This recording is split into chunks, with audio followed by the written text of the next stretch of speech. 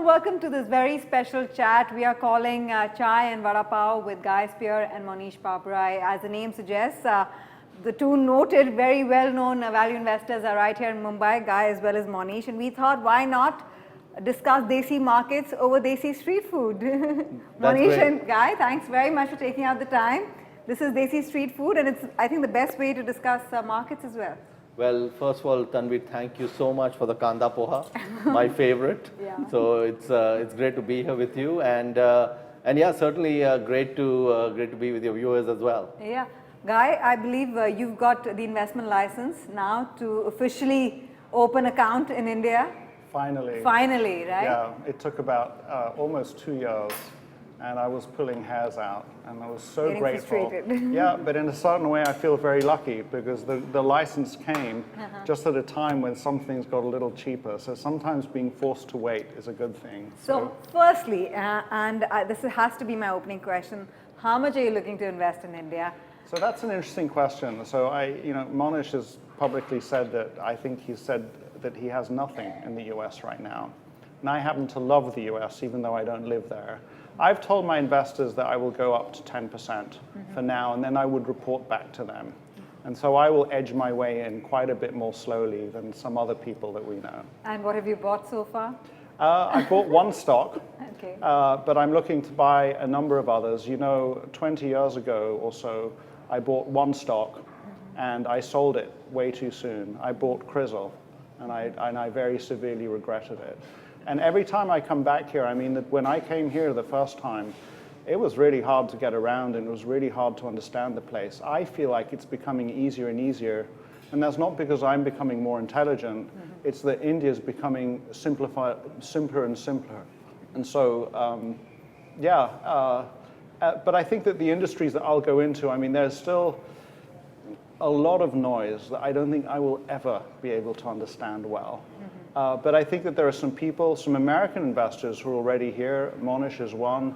We were talking about Fairfax India is another one. I can look to see what they're doing. And it's becoming more and more non-Indian friendly, if you like. So I'm very, very pleased to be here. Yeah, I mean, it's the Desi sentiment, which is welcoming investors from across the world. This is some great Desi street food. I know Mohnish's favorite is poha, which is my favorite too, but you should try out the Desi version of the hamburger, right? Right? That's Vada Pav. Yeah, That's as traditional as it gets when it comes to Indian street food. I'm just wondering, Tanvi, are you trying to make a point by giving me some spicy food to tell me that the markets might be spicy as well? Well, wouldn't you want that? Are you prepared? I like spice in my food. I would prefer the markets to be plain sailing, but it's not always that way. But but do you think that at the current juncture, the markets have played with enough spice, and now perhaps we'll get into a bit of a stable zone, so to speak? I mean, it's been fairly volatile, right? Especially what's happened with the mid caps and the small caps, where you have some exposure. So I think the thing is that there were three core edicts that Ben Graham talked about that became the core of what Buffett focused on, and one of those core edicts was that the market is here to serve us, not to instruct us. And it's really important to keep that in mind. So basically, we should not be looking at market levels to basically figure out why it's doing this or why it's doing that. The key is to focus on individual businesses and ignore the noise. And so when those businesses are available well below what we think they're worth, we should be buying. And when markets get euphoric and those businesses are priced above what we think they're worth, we should be selling. And pretty much I think that trying to do anything more than that, I think is a mistake. Warren's never done that. And I think that's the way to go. So I think when we have volatility like we have recently, or when we have declines like we have recently, for net buyers of stocks, which I think most of the country is net buyers because it's a young country, it's a good thing. Yeah. If markets were to go down, let's say another 25%, actually both Guy and I would be happy because it would give us things to buy that we can't buy today. No, I can understand why Guy would be happy because he's getting into the markets, and I'm taking the liberty of asking you this as blatantly as I can because I've known you for a while. you know, the way the mid caps and the small caps have fallen over the last 6 Sure. months, right? For somebody who's been invested, who has a skin in the game, a lot of fingers are pointing towards, oh, but your portfolio has suffered a major setback. And so what Sure. would you tell those skeptics who are, you know, questioning the very style of value investing at a time when you're seeing, you know, the overall value of your portfolio erode? I think value investing is timeless. I don't think it is a fad or anything. I think it will be here 50 years from now, and it was here 50 years in the past. So I think the value of individual stocks going up and down. So for example, there have been, I think, 3 or 4 times when Berkshire Hathaway has dropped more than 50%, right? And so, and you know, the bluest of the blue chips, if you will. And so we should not be reacting. I mean, just to give you an example, there's a company in my portfolio, Rain Industries, right? Exactly. So, I don't want to name so it. 3 years ago, 3.5 years ago, when I was buying the company, it was trading between, let's say, $35 and $45, 45 rupees a share. Sure. And did nothing for a couple of years, actually went down. And we just sat there doing nothing. And then in the last, let's say, 18 months, it went from 50 to nearly 500, right? It went up, you know, quite dramatically. And then from, you know, the high 400s, it went down to 150. And none of that is very relevant, right? So it has impacts on how the portfolio is valued. But for me, what matters is what is the value of the business and where is the business going long term. And on those 2 fronts, I think the news is generally good. So you know, we own about 10% of Rain. We used to own 10% of Rain 3 months ago and 6 months ago and 9 months ago, and we still own that. Right. And that's just the way it is. Right. You know, I would just, for the viewer's sake, so Mohnish has a very particular wiring that I don't think it's fair. You don't have, in order to be a successful investor, you don't have to have Mohnish's wiring. I don't have Mohnish's wiring. So I've observed him with enormous swings in his portfolio, which would have me feeling maybe a little bit more like your viewers, and it really doesn't affect Mohnish. And the answer is, perhaps, let's say for me, is make sure that I don't put myself in a situation where it's going to affect me as much. So one is to have a reduced concentration in things that might move around a lot.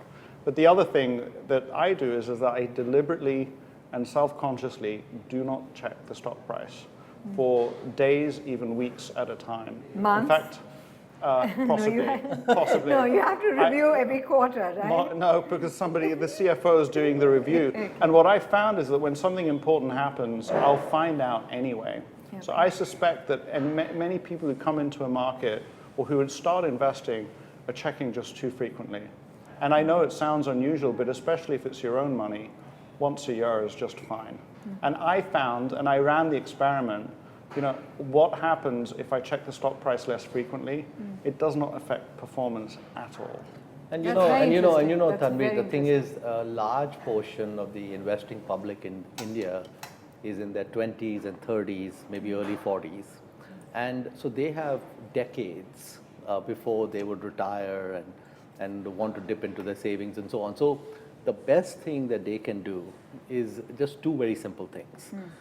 One is invest in a well-diversified index fund. Yeah.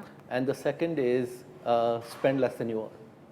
So just keep putting something away every month. Ignore the market levels, they'll go up and down. But you know, if you're 30-something and you do this for 30 years or 40 years, you're going to wake up and be enormously wealthy without really having ever made a lot of money in any given year. Okay. Right? And so the thing is, that's what we want to do. We want to play the long game, and we don't want to be reacting to, oh, the market's down or the market's up or whatever else. Tanvir, what is this called? This is Vada Pav. So what you do, what the investors do is forget the stock market, take some Vada Pav, dip it into the spice, and enjoy the Indian food, which my wife is very envious of me right now, and forget about what's going on in the market because the food is good. Yeah, it is. It's one of the favorites in Mumbai. A bird's eye view of you know how you've kind of sized up this situation with this mini crisis, so to speak, in the NBFCs? So let me just tell you from a bird's eye perspective, that I see credit expanding in so many different places, and it is just wonderful to see, because money is being put into the hands not of the rich but of the middle class, and hopefully with time with people who have not very much, and they are buying things that they need, and they're being given the opportunity to buy it. That's all fantastic, and these companies are providing that credit. And we were with one this morning, and their growth has been extraordinary. I think you could say 10x over the last decade. I don't know if we can mention the name, but we can avoid the names. I know the name. Find out from Tanvir afterwards, perhaps. So that is really great for the Indian economy. Now, from my experiences in the United States, will never invest in a growing consumer finance business. There are 1,000 reasons why I'm going to have my head handed to me. There's a company that I'm willing to mention in the United States called Credit Acceptance, that people who've invested in it have made enormous amounts of money. I would never touch it.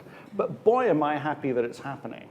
And so I don't have, now you'll come the expert opinion, he'll tell you specifically what's going on. You would never buy Repco Home Finance. No, but that's okay. And I will never be able to evaluate the people managing it. And I would tell you that the probabilities on what happens to those companies over time is that they inevitably, the vast majority, get tripped up in one way or another at some point because they suddenly have a refunding crisis for one reason or another. But boy, are they good for the Indian economy. And if I was the Reserve Bank of India, I'm so glad that they're there, and I want to find ways to support their growth. And they're doing as much. Now tell us what. Now tell us the real. I think in a previous interview, Mohnish, you said that all these NBFCs, right, the people who are running these businesses did not read Hamlet. Yeah, so I think the thing is that that if we had Hamlet in the CBSE curriculum, I'm not sure it's there or not, but the thing is there's a section with Polonius talking to his son who's going to go away, and one of the things he says, dear son, neither a lender nor a borrower be. And of course, Buffett paraphrased that, and he said, neither a short-term borrower nor a long-term lender be, right? And one of the problems that NBFCs have, in fact all lenders have, is there's a strong temptation to borrow short and lend long, because you just get fatter spread. So just first of all, just talking about levered financial institutions, in I think 19 plus years of running Pabrai funds, probably the number one place where I have lost the most money has been on levered financial institutions. I can probably very quickly come to probably something like more than $120 million that went to zero on levered financial institutions. Right now, thankfully, it's in the distant past, but I have the scars from that. I remember that really well. And the problem with levered financial institutions, you look at any bank or any financial lender, for the most part, they're black boxes. Okay, we are not able to see things at a loan level.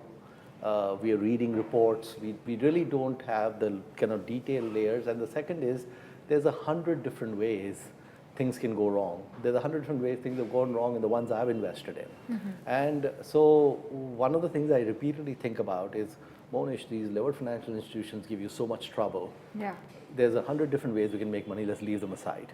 And so if we look at Repco, we'll talk about Repco when I'm done with it, okay, where we can have a more open conversation.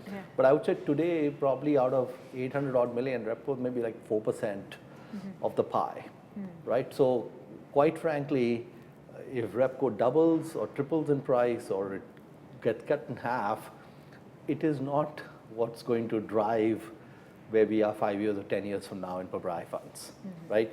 Now, so I think that one of the big lessons I have learned in the past from the levered institutions is stay away from them. And time will tell whether a Repco, which I spent a lot of time thinking about before we invested, will work out or not. I don't have any reason to think it wouldn't work out, but I didn't have any reason to think the previous ones wouldn't work out either. So I think levered financial institutions are high octane and they can be combustible. and one should be careful. No, but what's on your radar? I mean, as you go on a shopping spree in India. What I think is really unusual, and again, I'm sorry, Tanvir, no names coming out, but there's a few things. Tried. Yeah, exactly. Sorry, everyone. There's a few things where I think that, first of all, India's getting it right better than the United States and Europe. Yeah. There's a few companies that I've started to notice in India where I've kind of looked at it and gone, wow, this kind of company doesn't even exist in Western Europe or North America because they wouldn't be allowed to exist, and this is just an extraordinary business. But I guess I'm waiting for something to find things where, first of all, it's unusual to me, and I know that without coming to India every 2 weeks or every month, I'll be able to observe and follow the business, and I know that I'll understand it when I see it. I should say that first of all, I deeply, deeply regret that stupid day when I woke up and thought I'd made enough money in Crizzle and that it was time to sell. And if I just kept my license from that time, which I didn't, that would have saved me an awful, awful lot. But the fact that, I mean, Mohnish is an extremely unusual situation because he grew up here, understands India, but then spent 20 or so years really, really learning about and understanding the United States.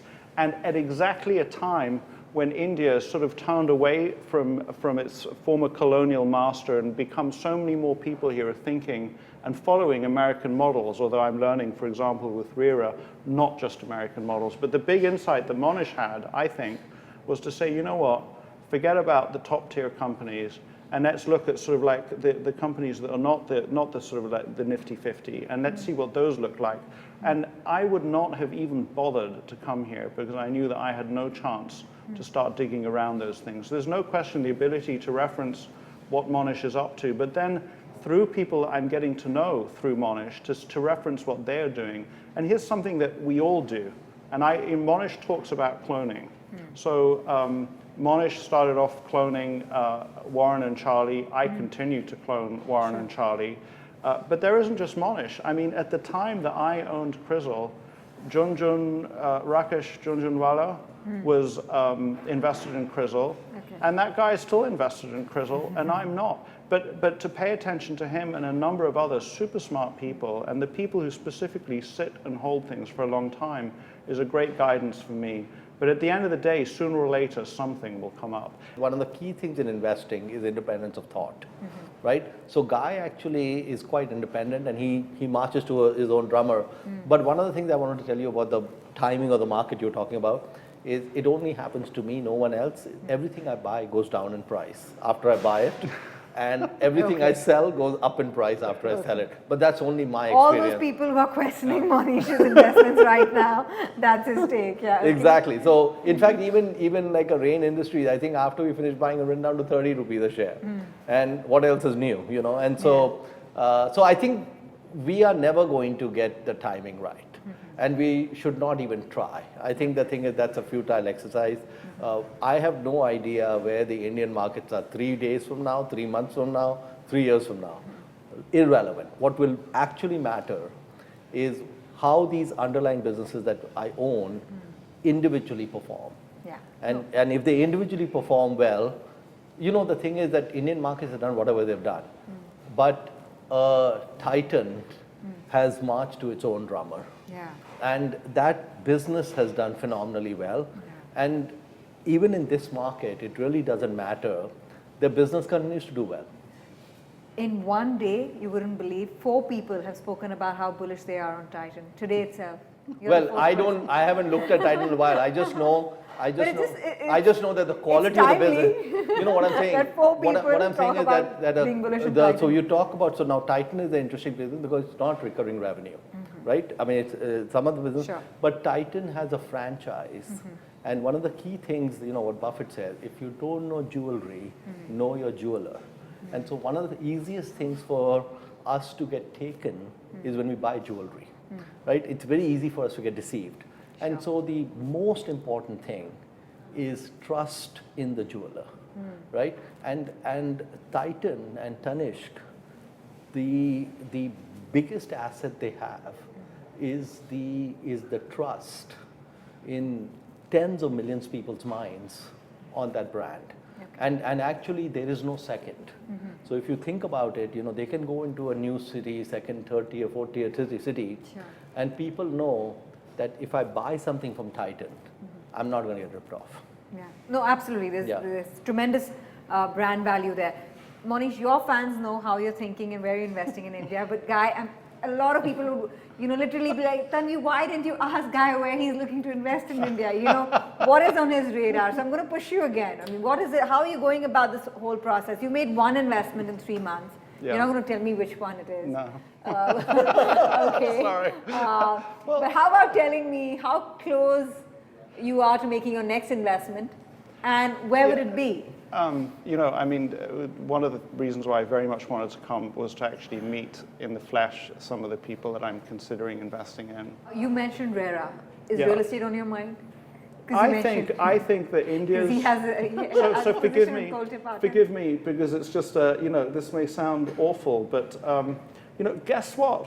Indians like nice buildings as well, And it's like Indians That's like true. going into a nice lobby. They like living in a place where there's air conditioning, where things function, and that is happening in a way that's just extraordinary, and it's so much fun to watch. Although it makes India a little less foreign to me, but yeah, I think that the real estate transformation that India is going through is just extraordinary, transformational for the country in all sorts of ways, and is driving so many things. What would be your opinion on the significant derating that mid caps and small caps have seen over the course of from the start of the year till now? They've been badgered out of shape. If you own mid caps, just go to sleep, eat some great food, and ignore the sell-off. And if you don't own the mid caps, get interested. See what's there. That's very interesting. So I would Thought say it's- that before we buy a stock, I would hope we would have figured out what it's worth, right? And so that is our reference point. What is the business worth? Not what the business is trading at, and definitely not what the business is trading at after we buy it. So we should not be reacting. I mean, if my entire portfolio drops 25% tomorrow, it doesn't mean that the businesses are worth 25% less. Those are two independent facts. And so I think keep the basics in mind. I mean, if you own an apartment, let's say you own a flat in Mumbai, and let's say you paid 3 crores for it, for example, and let's say that flat was traded on the Bombay Stock Exchange. Every day its price will fluctuate. And you would see it's 2.7 crores and 3.3 crores and then sometimes 2 crores, but you don't get a daily quote on your flat. And so you don't think about it. And I think the way to think about stocks is the exact same way. Think of them like the other assets you own. And keep the faith. Keep the faith, yeah, Keep the absolutely. faith. Okay.